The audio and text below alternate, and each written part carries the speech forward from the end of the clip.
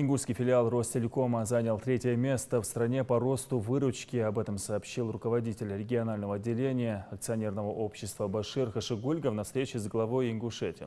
Он отметил, что в результате эффективной работы в последнее время увеличены доходы филиала за счет пополнения абонентской базы и реализации ряда инвестиционных программ. Ингушский филиал провел оптоволоконные линии к построенным объектам, перинатальному центру, детской больнице, спортивному дворцу «Магаз». В том числе подключены организации, находящиеся в горной зоне: Джаратская районная больница, детский лагерь Эрзин. Он сообщил о завершении внедрения республиканского контента на телевидении Ростелекома. Сегодня традиционная встреча по подведению итогов работы за первое полугодие 2017 года. Я доложил главе о том, как развивается ситуация в нашем ингушском филиале ПАО «Ростелеком».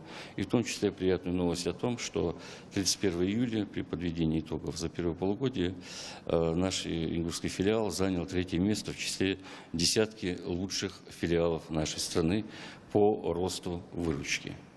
Кроме того, наш филиал брал на себя ряд обязательств к 25-летию республики: подключить достаточно большое количество медицинских, образовательных, культурно-спортивных организаций к широкополосному интернету. Мы выполнили свои обязательства, и в том числе 11 июля во время сдачи первых домов в прекрасном микрорайоне города на названии 105-й массив мы продемонстрировали и жителям, и руководству республики, руководству города о том, что в каждую квартиру этого микрорайона заведено широкополосный доступ к интернету.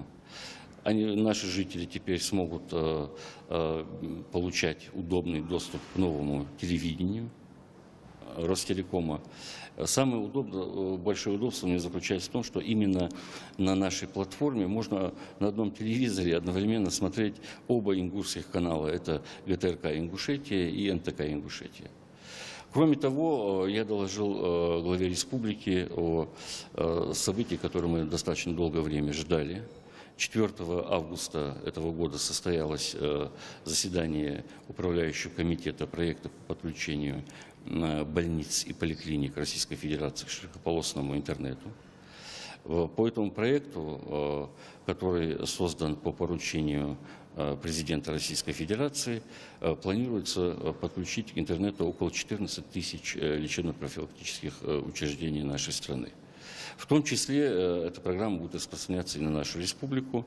Мы подали заявку на подключение 64 организаций нашей республики. Это достаточно большие инвестиции.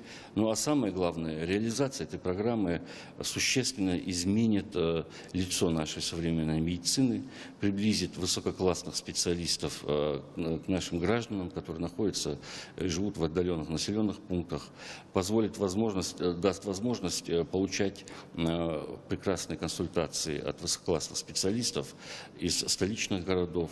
Это, я вам скажу, у меня такое сложилось впечатление, когда я прочитал эту программу, что эту программу почувствует на себе практически каждый житель нашей республики и нашей страны.